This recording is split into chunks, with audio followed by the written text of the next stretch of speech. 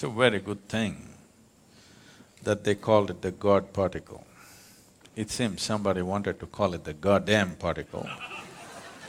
So they just put God particle, and that's a very clever ploy, marketing ploy.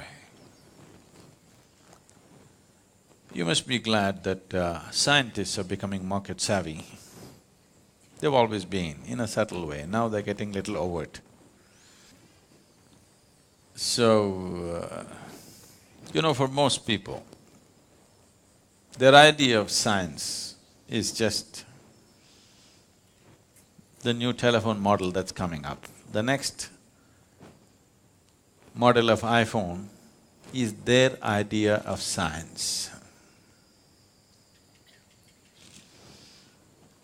All these people who never ever were interested in any kind of physics, now talking about particle physics world over, everybody is talking about particle physics. That's an achievement. Breaking a proton and coming up with a boson, is that an achievement? That needs to be seen. But it's definitely an achievement that suddenly the whole world, at least the educated part of the world, is thinking particle physics. That's an achievement.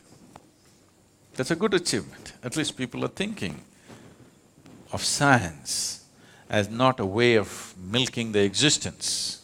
Not entirely, at least a little bit. They're willing to spend $10 billion just to know something. I like that. There is right now no technological use, but they're willing to spend $10 billion and 30 years just to know something. That sounds very spiritual to me. It usually doesn't cost that much, but so, having achieved one thing, having made a social goal, scientifically, what does it mean? In yoga, we see it this way. Existence is like this. There is something called as sthula, sukshma, shunya, shiva. Sthula means the gross existence, physicality is sthula. Everything that you can see, everything that you can sense through five sense organs, everything that you can see, smell, taste, hear and touch is considered sthula. This can be analyzed with your intellect and understood and grasped. And this is always made of, as we know today, of anu or atoms, because it's physical in nature. It's a complete block building block of existence is an atom. And if it's made of an atom, once enough number of atoms are there, we can touch it, we can smell it, we can taste it, we can see it if it becomes big enough. Initially in a microscope, after that with our bare eyes, we could see it. But if it goes beyond the perception of the five senses, but still it is physical in nature, we call it sukshma. So when you enter into sukshma, it is still physical, but you're not able to grasp it. Do what you want, you cannot grasp it through five senses, nor can you analyze it through your intellect. That dimension, if you approach it, we call it Vishesha Jnana or Vishesha Jnana. That means an extraordinary knowledge. Gyan or Jnana means knowledge, Vishesh Jnana is extraordinary or significant knowledge. So Vishesh Jnana is referred to as Vigyan. The word Vigyan is being very loosely used today, but essentially it means this: those dimensions which cannot be perceived through five senses, if you perceive them, that is Vigyan. So today, science is entering those spaces. because never ever is anybody going to see a Higgs boson. They're only going to see its footprint. Even now they only saw the footprint, they did not see a Higgs boson. But because they see the footprint, they believe he is there. Somebody's gone by, they left the footprints, we have not seen the man, but we know it's gone by. We go into the forest, we see the pug marks and we say, okay, there is a tiger. We haven't seen the tiger. In fact, in a tropical forest, it's very difficult to see a tiger. But we will see pug marks here and there. Just like that, they saw the footprint. So they're entering Vishesh Gyan. If you go further, it will become shunya, that means absolute emptiness. There, your intellect will be completely useless. Your senses will be completely useless because there is no physicality. Where there is no physicality, your sense organs and intellect will become absolutely redundant. If you go beyond shunya, there is something that we refer to as Shiva. When I say Shiva, don't imagine that calendar man from Shivakashi.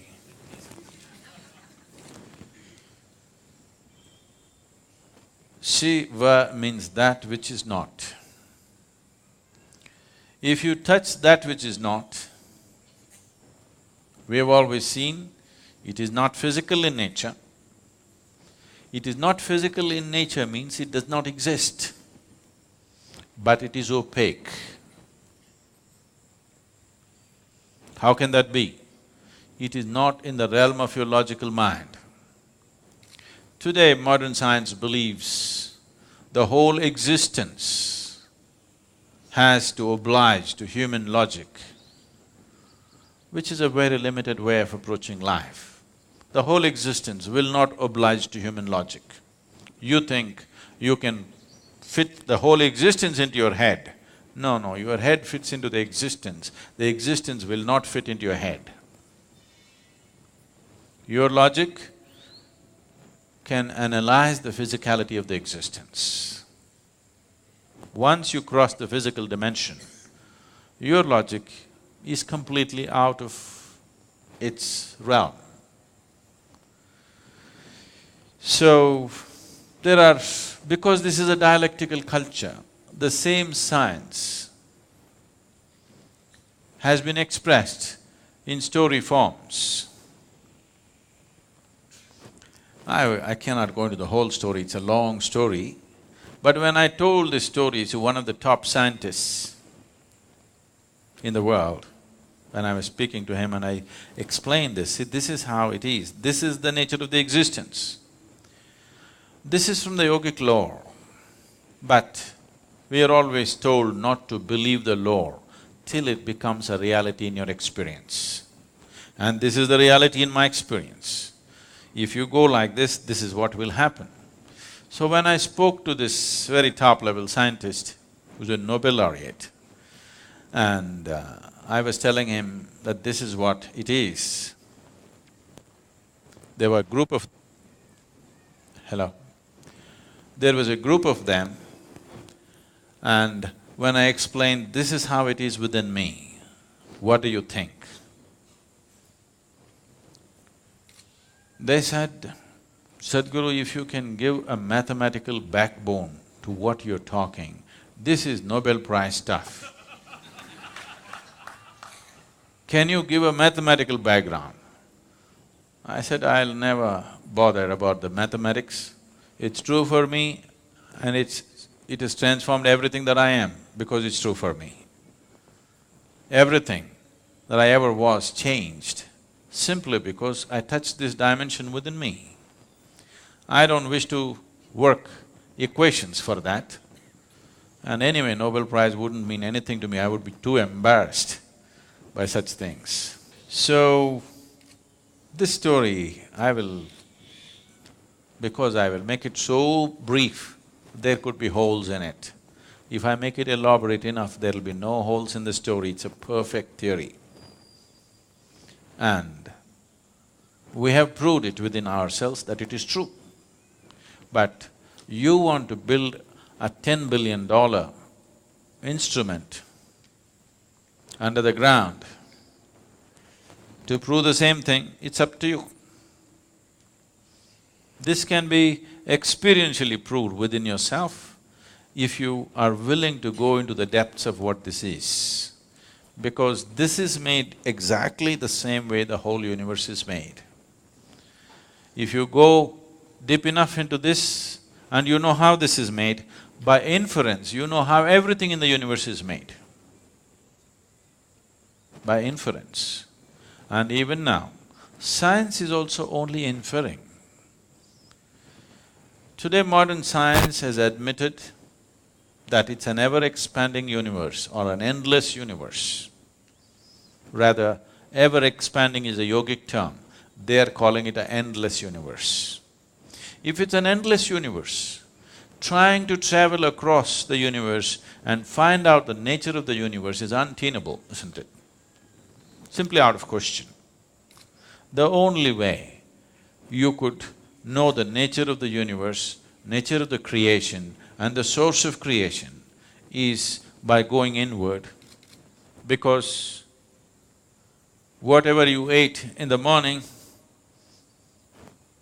whether it's a idli or a dosa or a banana, has been transformed into a human being in the last few hours.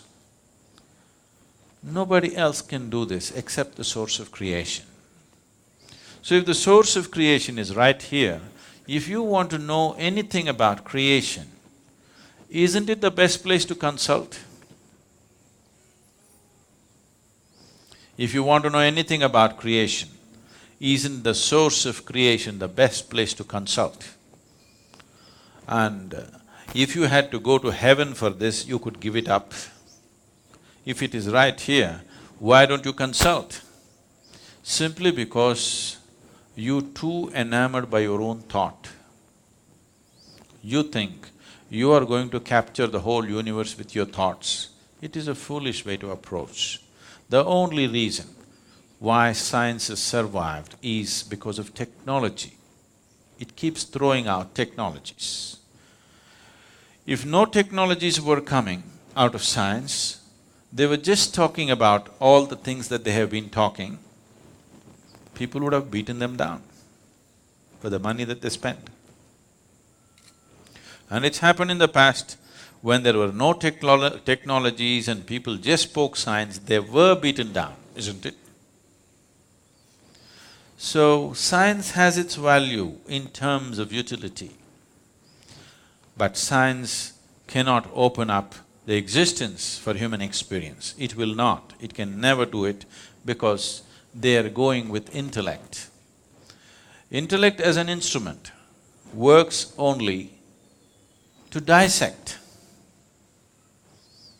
The only way intellect can approach anything is to break it up and see. If you ask a scientist to find out something about this flower, first thing is he will break it up into pieces. I think I should ask a scientist to make me understand one of you. He will talk about dissecting you then. If you break this up, you may know many parts of this. You may know the structure of it, you may know the chemistry of it, but you will not know the beauty of it. You will not know the completeness of it, because the flower is an expression of a plant finding its fulfillment. It is the highest thing for the plant. For its life, this is the highest happening. It's the flowering of that life.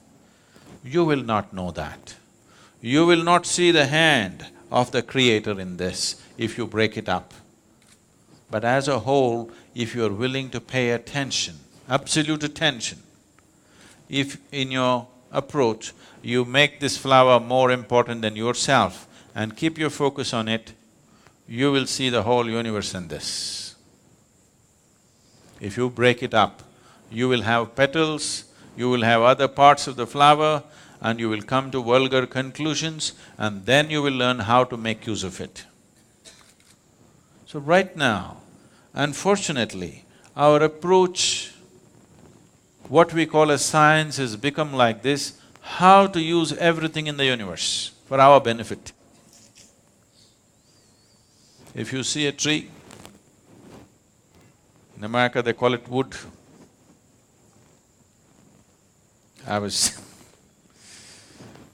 This happened when when I was in college.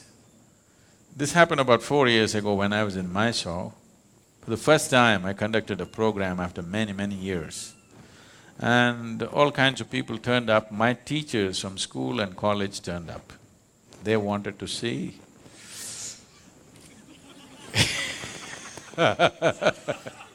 what has happened to me.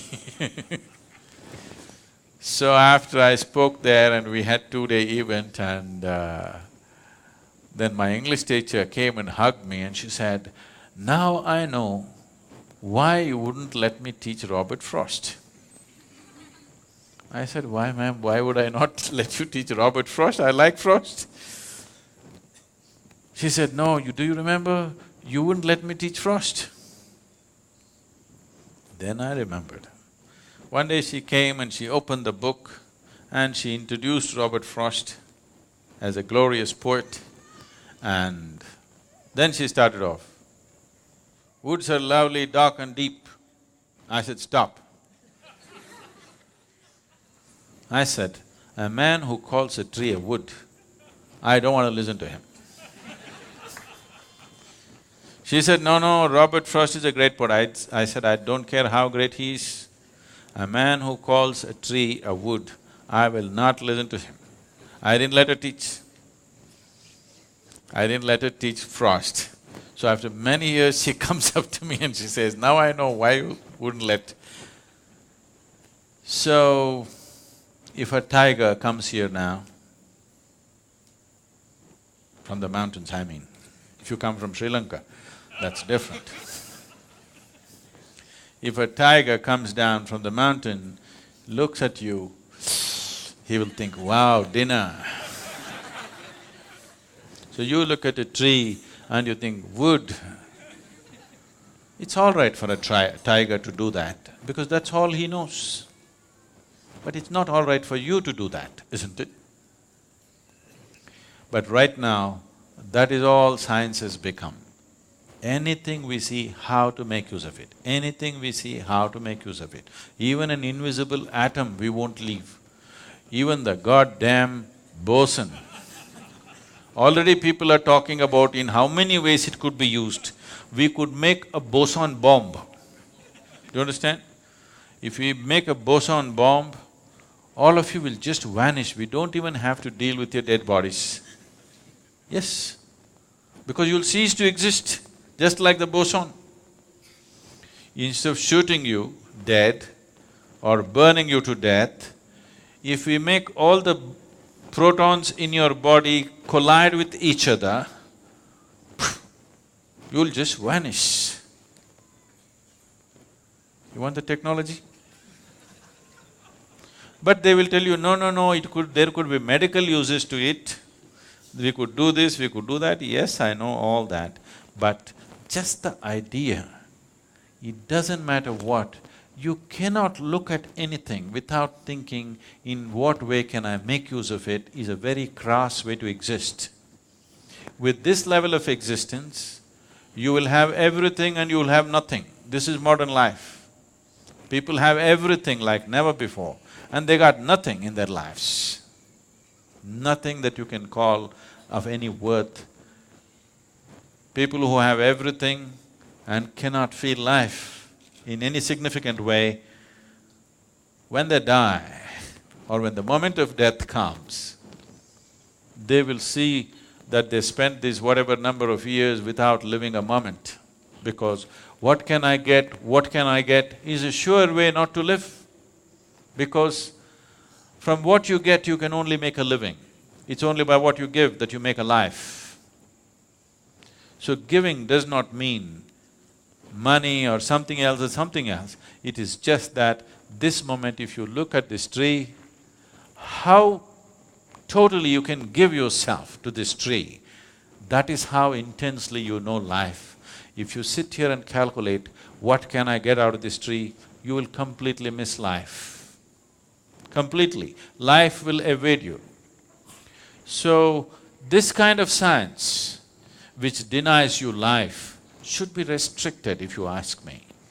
I know I'm going to be hugely unpopular because somebody is going to Twitter and say, Sadhguru says science should be curtailed.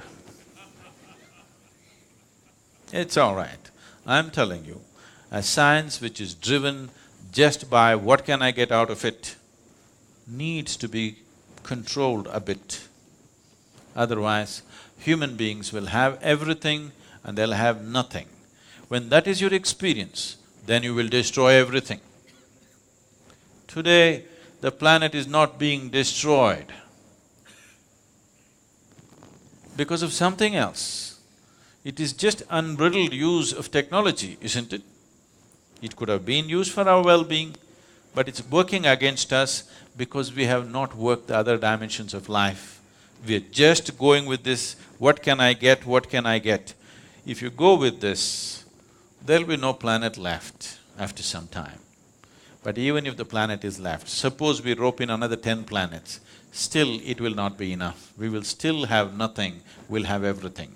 This is my experience. Science should have been just a quest to know, not to exploit the creation. It is just a longing to know. Human longing to know wants to find expression in every possible way. Physical sciences is one of the ways, perfectly fine. But once it starts serving the masters who sponsor it, then if businesses sponsor it, they're looking for profit from it. If nations sponsor it, they're looking how to make more powerful weapons out of it all the time. You must understand this. The cutting-edge science always first becomes cutting-edge military technology. Only after that it comes down to other uses. How many lives has it taken? How many more do we want to take? That's a question. So, this goddamn particle, one good thing it's done is, the whole world is thinking particle physics. I like that. That's nice. But do you know the boson is named after Satyendranath Bose? You know this? No? It's an Indian mathematician, a self-taught mathematician. As Albert Einstein acknowledged, he said, the Western sciences couldn't take a single step without the Indian mathematicians. The fundamentals of mathematics came from the East. But always here, the other ethos of the culture said, you should not do anything that's exploitative to nature, because nature was seen as Mother Nature. You don't go about raping Mother Nature. You take only what you need, nothing more. Because of that attitude, this science was not converted into technology, and that is the wisest way to handle science.